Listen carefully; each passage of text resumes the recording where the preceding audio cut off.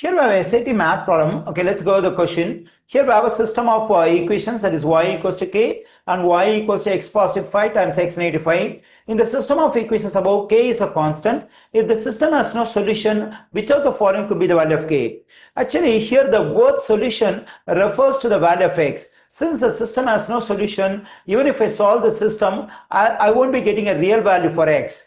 Okay, anyways, let me solve the given system. So for that, let me set that y equals to y. Okay, for the y on the left side, let me consider the stuff in the second equation, that is x positive 5 times x negative 5. Let me write this stuff for y over here.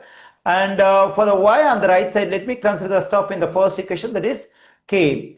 Okay, now let's multiply this x positive 5 and x negative 5. For that, we can consider the algebraic identity, that is a square negative b square equals to, actually this is called difference of two squares. Whenever we have difference of two squares, it can be written in the factor form, that is a positive b times a negative b.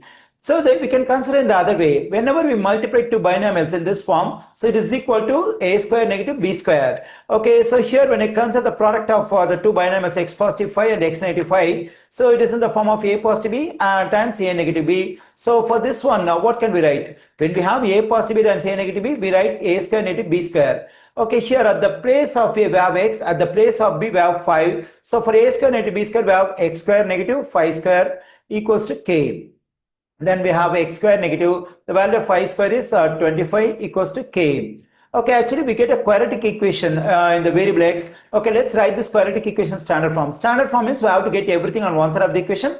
On the other side, we must have 0. Okay, now let me make the right side 0. For that, let me subtract k from both sides.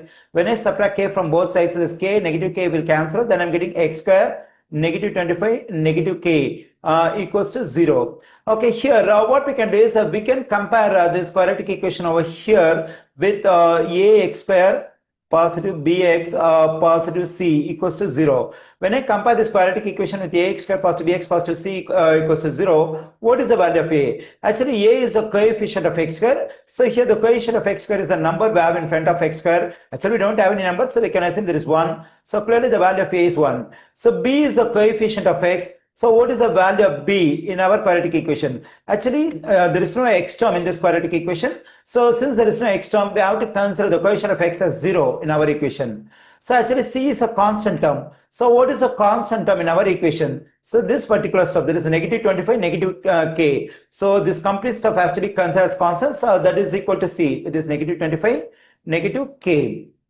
Okay, now let's come to the information we have in the question. The system has no solution. That means when I solve the given system, I won't be getting a real value for x. So that means in this quadratic equation, we won't be getting a real value for x. That is, we'll be getting an imaginary value for x. Okay, in a quadratic equation in this form, if there is no real value for x and there is only imaginary solution for this quadratic equation, then the value of the discount b square negative 4ac must be less than 0. So whenever there is no real solution or there is only imaginary solution for a quadratic equation, the value of this discriminant must be less than 0. So in our quadratic equation, no real value we have for x. There is no real solution. There is only imaginary solution because the system has no solution. So for this quadratic equation, the value of this discriminant b square into 4ac has to be less than 0. Already we got the values of a, b and c over here in our quadratic equation. So now let's plug in the values for a, b and c over here. So the value of b is 0, that is 0 square, negative 4 times the value of a is 1. The value of c is negative 25, negative k less than 0. The value of 0 square is 0, negative 4 times 1 is 4 times negative 25, negative k less than 0. Now we can skip this 0. We can distribute this negative 4 to this one and this one. Negative 4 times negative 25, that is negative times 70 will become positive. 4 times 25 is 100. Negative times 90 will become positive. 4 times k is 4k less than 0. Okay, our aim is to find the value of k. So let's solve for k in this inequality. Okay, for that we have to subtract 100 from both sides. That is, we have to isolate k. So for that we have to get rid of all the values around the variable k. So when I subtract 100 from both sides, this positive 100, negative 100 will cancel out. I am getting 4k less than 0, negative 100 is just negative 100. Okay, now let's divide both sides by 4. When I divide both sides by 4, this 4 will cancel. I'm getting k less than. When I divide this negative 100 by 4, I'm getting negative 25.